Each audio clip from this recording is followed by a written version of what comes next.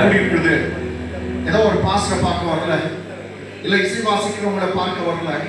உன்னுடைய கண்கள் அவரை தான் நோக்கி பார்க்க வந்திருக்கிறது.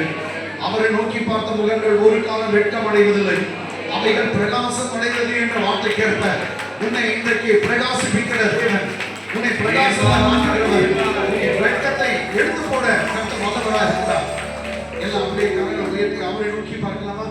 உம்மை உயர்த்தி உயர்த்தி உள்ள